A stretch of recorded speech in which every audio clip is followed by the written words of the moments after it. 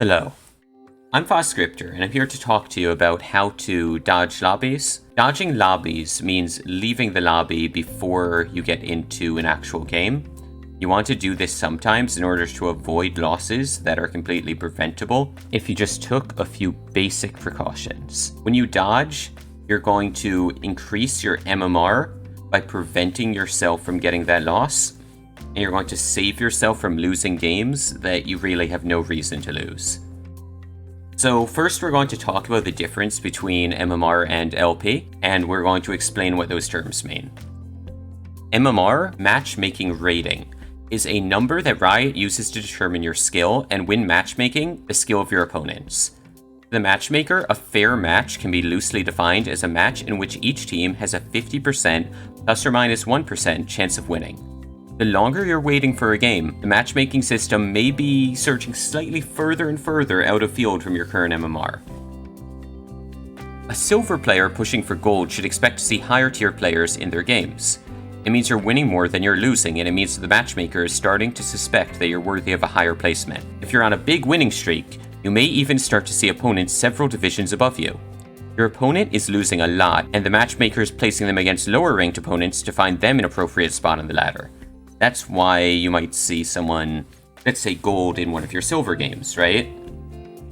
LP, league points, is a reflection of MMR, and it's a useless number pretty much other than bragging and for your promotion series. LP gains and losses change depending on your MMR, and the goal is to get a high MMR because the MMR is what determines the LP gain and loss, and it's what determines who you play against and with. The only real use for LP is the cutoff for promotion series, as demotions are completely based on MMR. Next, I want to talk to you about win-loss ratios and what it means. So, when you win a game, what happens? When you win, you gain an amount of LP. It's going to be around 15 on an average MMR, but it's going to end up being a number between 12 and 22, typically. It can be higher or lower, but that's the usual range for normal MMR. You gain some amount of MR every time you win based on the MMR of both teams. When you win on the blue side, it's going to be worth more than winning on the red side because the red side will always have a slightly higher MMR, and that's something Riot did a while back to even out the fact that blue used to have a higher win rate.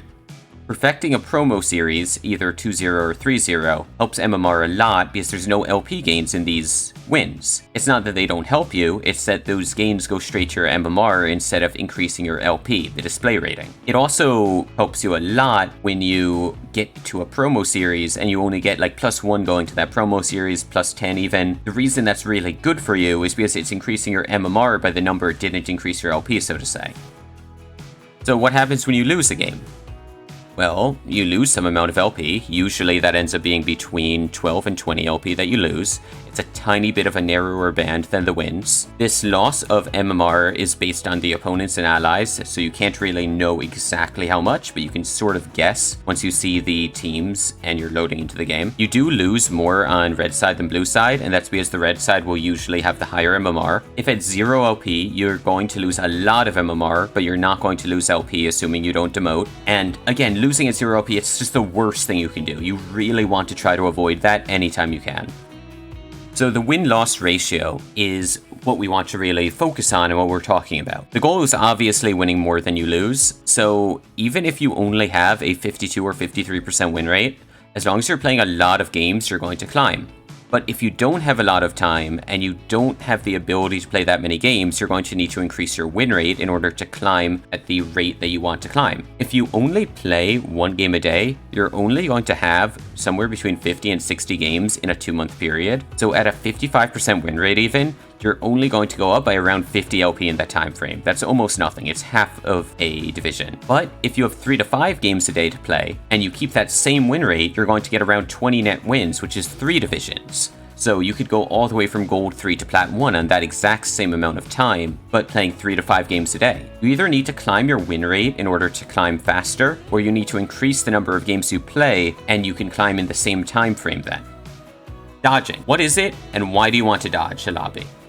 So when you dodge, you lose 3 LP and you get a 6-minute queue penalty. If you dodge a second time within a short period of time, you're going to lose 10 LP and you'll get a 30-minute queue penalty. You will never get any other punishments for normal dodges from Champ Select. You lose no MMR when you dodge, and this is the most important thing. Therefore, when you dodge, you regain that LP you lose over the next 5 to 10 games on average. From that, you know if you dodge, you increase your MMR relative to your current LP, and you lose less per game and gain more because your MMR has been artificially increased because you've lost LP but you haven't lost any MMR. How do you decide to dodge? When you enter Champ Select, copy-paste the chat log area where it says players entered the game to a site like Porofessor or OPGG. For this presentation, I'll be using Porofessor. There's also a few apps that can automate this process. In this case, I wouldn't dodge because everyone has been doing fine recently. Someone picks a champion they don't play, just dodge.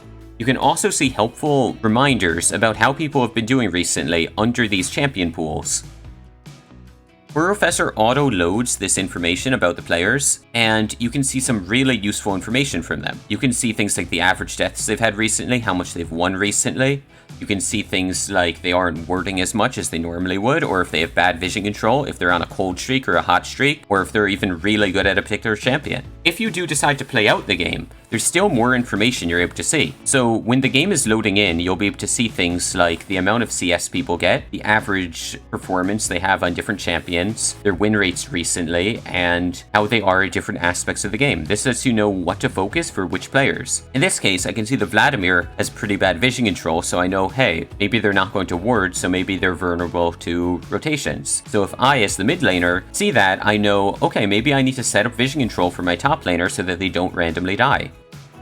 How do you decide when you want to dodge? So if it looks like your teammates have been losing recently, just figure out why they've been losing. Check out their profile for it. If they seem to be dying non-stop in recent games, if they have declines in performances recently, or if they seem to potentially be on a downward spiral in their performance, you should just avoid them for now, and maybe you play with them some other time. I would always suggest dodging rather than taking a free loss because, again, you lose nothing from a dodge, you just lose some time.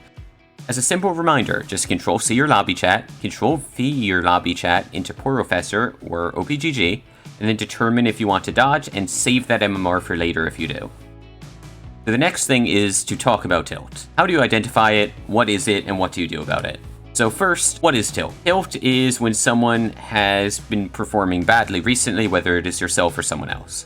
You can look at someone's profile to figure out if they're tilted. If in the last 5 games, they have more deaths than they typically do, they have less kills, less CS a minute, or less vision control averages, they're not buying pink words, let's say, and they normally do, you see that they have declines in average performances, you see that they have a lot of losses recently, you know that they're probably tilted then. If you think you're the one who's tilted, it's fine, just take a step back, avoid the thing that tilted you by acknowledging that it's happened and taking a step back from the game. You can check the tier graph on OPGG on recent days as well in order to see if someone has been falling a lot recently and thus you know that you want to avoid them. Another trick is to focus tilted enemies that you see in the game with whatever pressure you have. How do you get over tilt?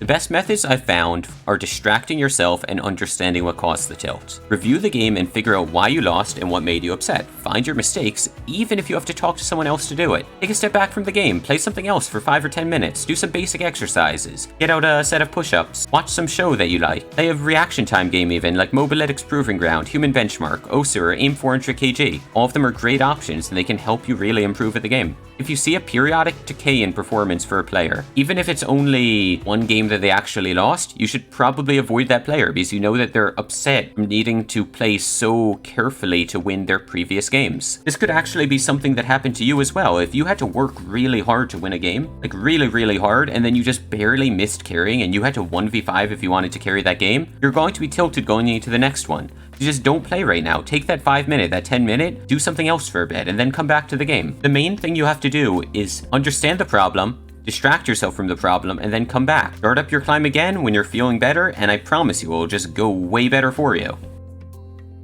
One other thing I really wanted to talk to you about is who has ever played at their best without warming up before they play? What I mean by that is in regular sports, you would never expect someone to play their best performances when they haven't had a chance to warm up before they play a game. It's the same thing in League. You can't expect to come into a League game playing your best if you haven't prepped yourself for it. There are basic actions you can take to make it way more likely that you perform well, and some of the basic ones is just raising your heart rate slightly by doing some light exercise, and also warming up your fingers by doing some basic reaction time games. It doesn't really matter what you do, as long as you prepare for the game, you'll be more mentally ready and in the state of mind to carefully win your next games.